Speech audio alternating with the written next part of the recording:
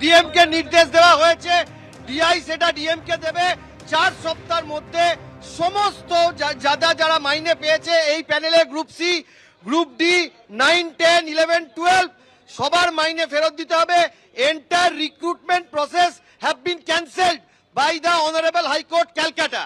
2016 সালের যে নিয়োগ প্রক্রিয়া, চারটে নিয়োগ প্রক্রিয়া, গ্রুপ সি, গ্রুপ ডি, 9, 10 এবং 11, 12, এই চারটে নিয়োগ প্রক্রিয়ায় মহামান্য বিচারপতি দেবাংশু বচার এবং মহামান্য বিচারপতি সাব্বার রশিদের বেঞ্চ সেটাকে ক্যান্সেল করেছে, নাল অ্যান্ড ভয়েড ডিক্লেয়ার করেছে এবং বলেছে যারা যারা স্যালারি পেয়েছে ইললিগাল অ্যাপয়েন্টমেন্টের ফলে তাদের প্রত্যেককে 4 সপ্তাহের মধ্যে সেই স্যালারি ফেরত দিতে হবে এবং 6 সপ্তাহের মধ্যে ডিএমদের নির্দেশ দিয়েছে সেই স্যালারি রিকভার করার জন্য এবং কনসার্ন ডিআইদের নির্দেশ দিয়েছে যে স্যালারি রিকভার হয়েছে কিনা সেটা দেখার জন্য।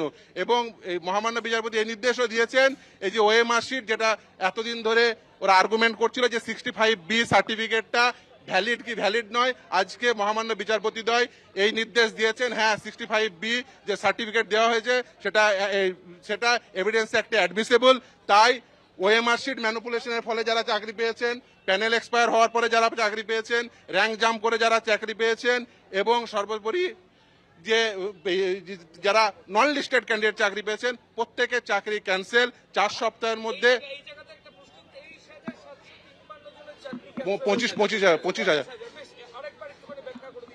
চারটে নিয়োগ প্রক্রিয়া মিলে 25,753 জনকে অ্যাপয়েন্টমেন্ট লেটার ইস্যু করেছিল বোর্ড। সেই 25,753 জনেরই অ্যাপয়েন্টমেন্ট লেটার তাই সেগুলোকে সব ইনভ্যালিড করে দিয়েছে, সেগুলো বাতিল করে দিয়েছে এবং শুধুমাত্র সোমা দাস বলে একজন ক্যান্ডিডেট যে হিউম্যানিটেরিয়ান গ্রাউন্ডে চাকরি পেয়েছিল তারই শুধুমাত্র চাকরিটা আছে। ইভেন এই যে ইললিগালিটি হয়েছে সেটা ক্যাবিনেটও সেই ইললিগালিটির কগনিজেন্স নিয়েছিল এবং ক্যাবিনেট সেই ইললিগালিটির কগনিজেন্স নিয়ে তারাও সুপার নিউমেরিক পোস্ট তৈরি করেছিল। আজকে মহামান্য বিচারপতি একদমই দেখুন আজকে এখন সেই ইস্যুটা ছিল না, কিন্তু সুপার নিউমেরিক পোস্ট তৈরি করার জন্য ক্যাবিনেট যে ইললিগালিটির পয়েন্টটাকে কগনিজেন্স নিয়েছিল সেটাও আদালত কগনিজেন্স নিয়েছে।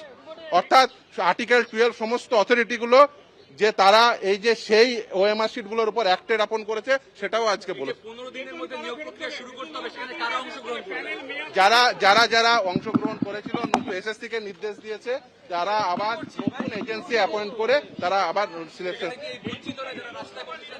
নিশ্চিতভাবে সেই জন্য এই লড়াইটাই বঞ্চিতদের এই চান্স দেওয়ার জন্য, তারা সুযোগ দেওয়ার জন্য এই লড়াই এবং তাই বঞ্চিতরা নিশ্চিতভাবে আশা করব সেটা এসএসসি অ্যাডভার্টাইজমেন্ট দেবে, এসএসসি আপলোড করুক, অর্ডারটা পুরোটা আপলোড হোক, তাহলেই পুরোটা বোঝা যাবে। এখনো পর্যন্ত যা মহামান্য বিচারপতি পড়ে দিয়েছেন সেইগুলো 9টা ইস্যু ফ্রেম করেছেন। যে প্রথম ইস্যু ছিল জুরিসডিকশন পয়েন্টে, তারপরে ছিল মেনটেনেবল পয়েন্টে, তারপরে ছিল এক্সপায়ারি অফ দ্য প্যানেল, তারপর 19 সেপ্টেম্বর 2022 সালের যে সার্টিফিকেট দিয়েছিল 65B সেই সার্টিফিকেট ভ্যালিড কি ভ্যালিড নয়, প্রতিটি পয়েন্ট ওএমআর শিট আপলোড হয়েছে।